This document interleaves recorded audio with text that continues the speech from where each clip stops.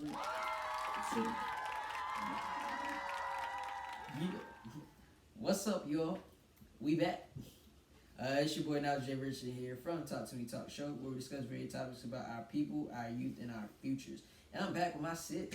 Hello, everyone. My name is Shakeh, aka Shakeh. And if you heard about me, Shakeh Salon, y'all come on in through. Okay. And as y'all can see on today's episode, I'm getting my hair retwisted. Because, self-care is very important, my people. Yeah. Very, very important.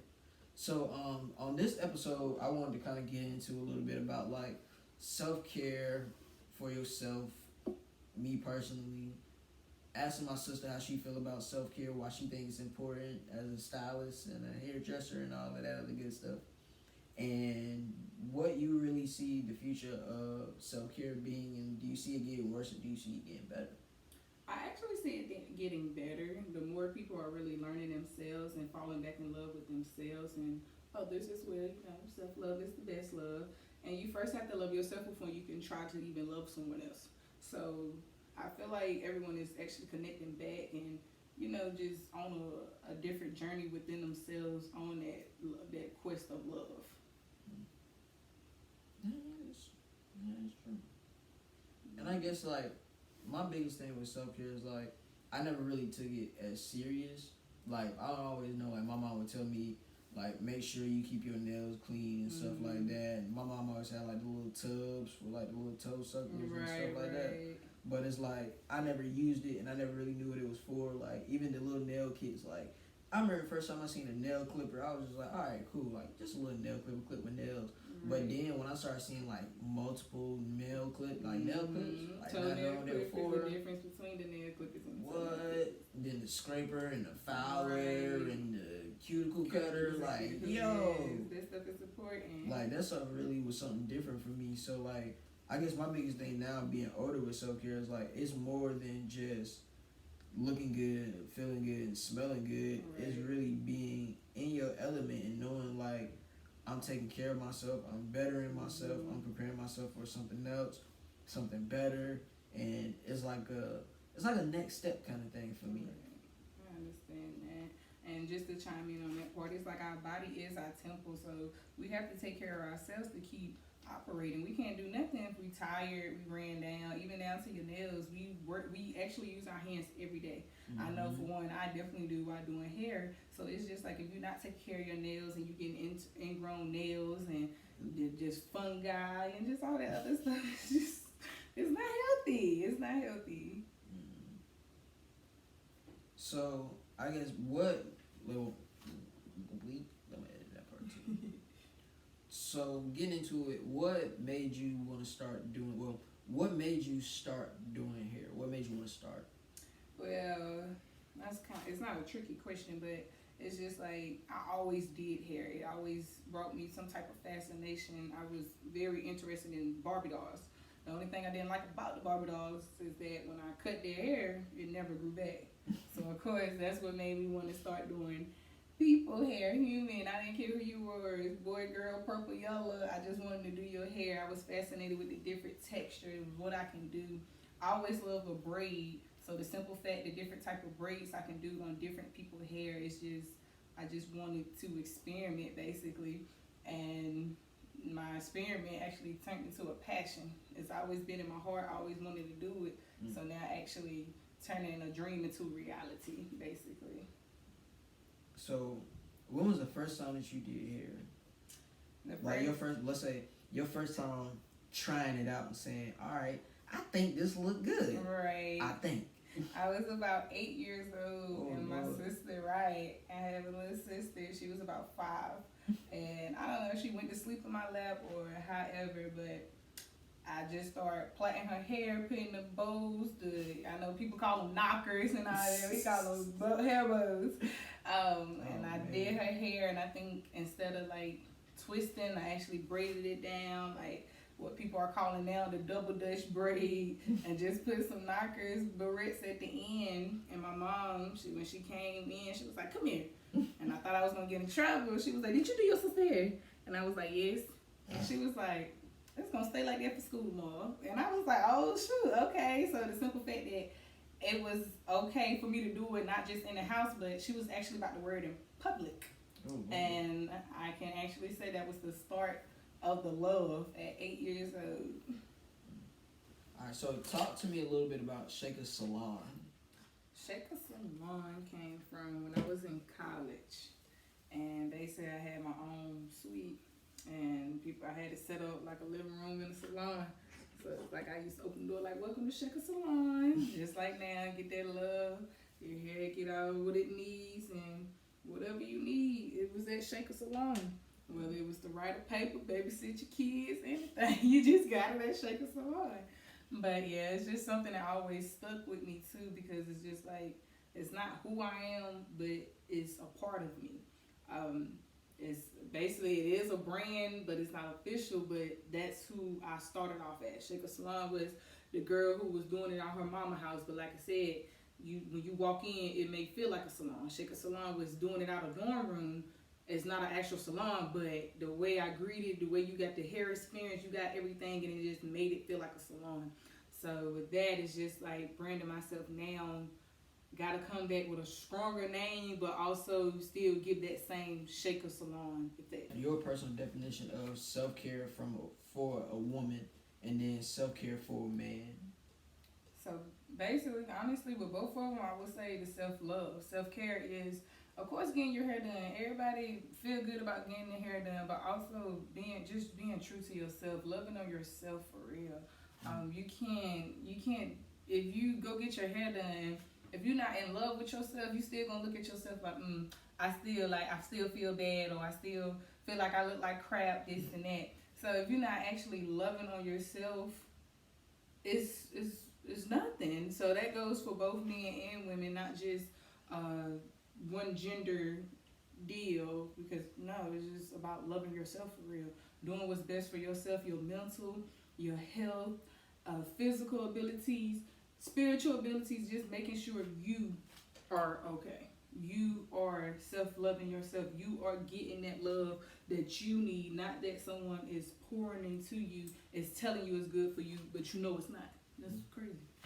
And I think, like, for me, self-care is about being honest with yourself. Number one, and realizing that there are things that are okay and there are things that are not okay. And once we get comfortable with certain things in our life, it starts to show outside and visually. So when some people say self-care, for them, self-care is like a mental release. So them going to get their hair done, them going to get their nails done.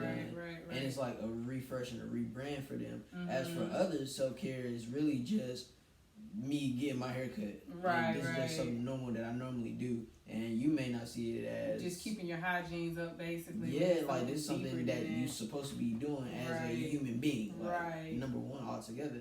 But it's like, for me, when and how do you know, and I guess this is my next question for you, how do you know when you need self-care? Your body.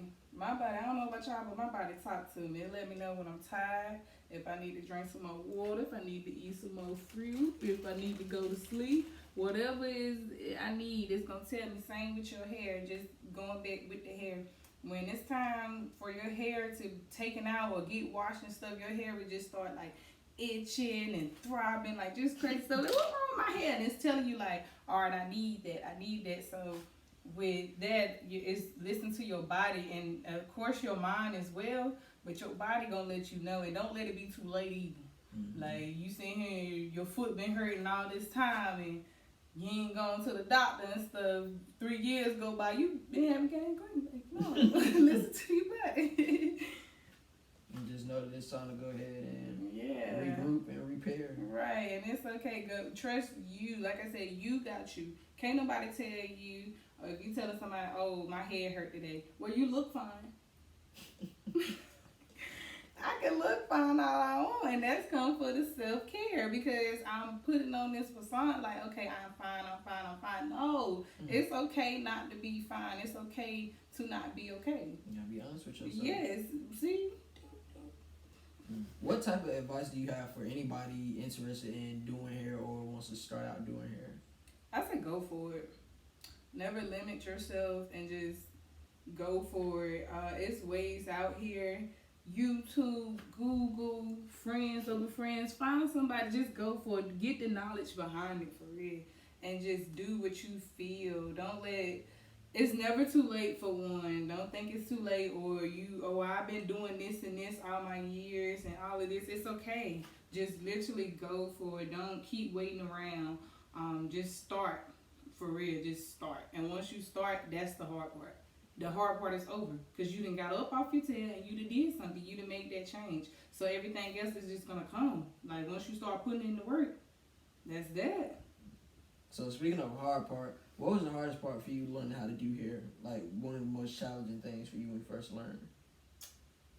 People. As in, not everyone is the same. Not everyone is gonna actually communicate with you. As in, they not. I always tell my clients, oh, this is cute, and then you go tell somebody, oh, I don't like it. Well, why you just couldn't tell the stylist?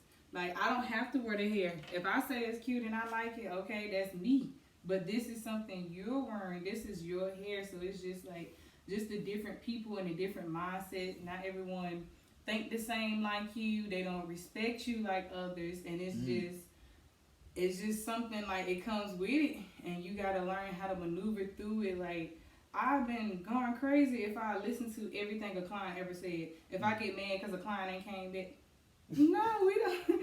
No, you grow from it. You learn, and you have to learn. And everything is a learning experience. And what better way to learn is to actually be out there in the field. So doing the hair, getting different people, and like realizing, okay, well, I know person A is not going to be like person D, so let me make sure I got everything in order for this person, so when they come for their session, we in and out. I got you. I want you comfortable. I want to be comfortable. So yes, the people definitely is something that I learned a lot So talk to me a little bit about what's next for Shakeh Salon. What is next is getting official, as in coming for my cosmetology license, because I don't have them, but I know how to do hair. I know hair. I've been learning. I've been doing it, but it's just like I want to be able to do it the official way. I want to do it the right way. I don't want it to anything to come back and backfire and hinder. I want to actually be able to knowledge people. That's it right. Didn't say it right. I want to be able to educate people and give people knowledge on behind the hair history, so they're not just coming to get their hair done. You're getting a whole experience with hair and and not just keeping it friends and family, but actually branding out and branching out. I am working on the website. I'll make sure to get that to you all, so whoever is interested, you can book on my website and you can see my prices and certain pictures. And also I have a hair product. It's called Shakeh's Hair Crack. It's guaranteed to make your hair grow back. Hint, hint. Yes, I use it on myself. I use it on my clients, on anyone and everyone. It's safe for children. So actually getting out there and getting this out in some stores for real, and actually just getting serious for myself. So Shakeh Salon is about getting serious with herself, so it can actually be a salon and not just a little area. We come in for states and the Targets and Walmarts. Yeah, I'm just trying to, Shakeh Salon is trying to brand be it worldwide. Okay, and we will definitely be looking out for what's next to come. Because like I said, we've been around between me, my brother, and a lot of other people that we know personally. Like, we've been around for the longest time. I've been in for about, going on 3 years 3 now? years, and y'all, when his hair was this long when we met. Can y'all see that? He gonna zoom in this long, and now look at it. Look at that pony. Down and out. Yes. Down and out. And it's not too tight, tension free. Oh yeah. Yes. We good. Then we'll fish tissue. Yes. Well, as always, this is the end of Talk to Me Talk Show with my sis on this episode, and we'll be definitely having her back for another episode pretty soon for another panel that we got coming up, so be on the lookout for that pretty soon too. So until next time, and as always, talk to me. Peace out. Y'all come and get y'all a nice, neat Shakeh Salon treat. Hey.